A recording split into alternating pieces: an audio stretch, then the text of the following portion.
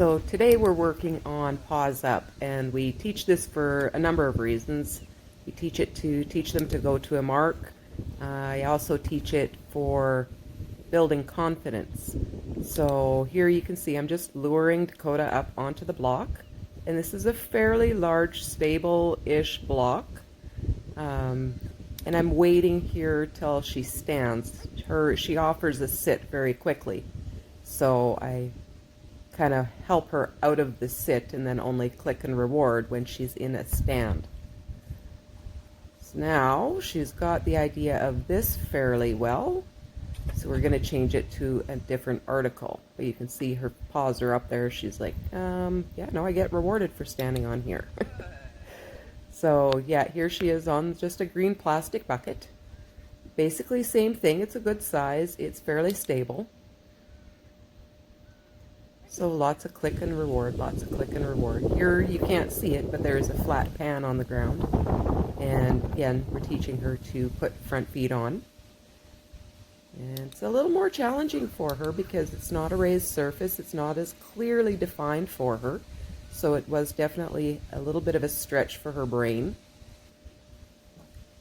And now we're going to up it to the log roll. And here's where the confidence building comes in. Now this is going to move. You can see my foot there stabilizing it so it's not going crazy rolling across the yard. But I want her to get used to the feeling of things moving under her feet. If she's ever going to do a rubble pile, things shift and move and slide, and she needs to learn to be comfortable and confident in that type of environment. So just as a general exercise, it's also a good physical exercise and mental. Here again, you can see her trying to sit.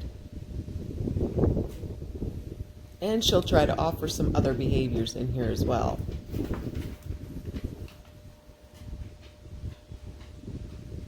But I like this exercise just as a general confidence builder. Like, you can do it, you can put your paws on there. Here she's starting to offer some different behaviors because this is what we do. Good job. So you need to have a clear idea of what you want to see, because otherwise, I mean, if your dog is offering behaviors, that's good. They're trying to figure things out. But you need to have a clear idea of what it is you're looking for. Otherwise, if you're not clear on what you want, there's no way you can clearly tell them what it is that you want. So difficult challenge. Not too difficult. Like I said, it's only rolling a matter of an inch or two, but just enough so she gets used to the feeling of things moving under her feet. And because that was fairly stressful, we are going to have a good game of fetch and tug and play to really help take the stress out. But you can see, even in play, we have rules. We like to play tug, we like to have enthusiasm, we play fight.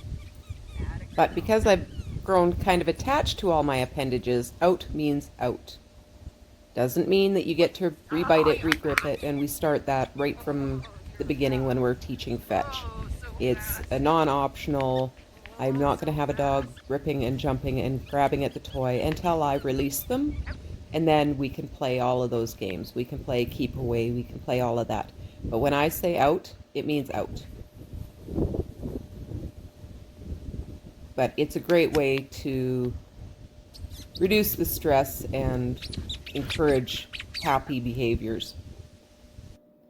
Now here's a limit, and he's already done Paws Up numerous times before, but his first time doing the log. So again, it rolls a little bit, but I'm going to get down on his level just because it's easier. I'm not having to bend over and lord over him, but it makes it easier for me to really encourage the behavior that I want. So he's a pretty confident dude. He's seen rubble piles and things before. So I'm letting it roll a little bit more for him than I did for Dakota.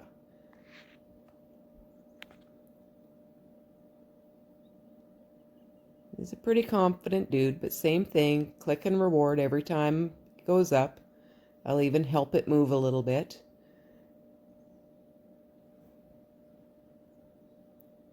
And then I throw the food away. And the reason I do that is because, one, it helps to relieve a little stress.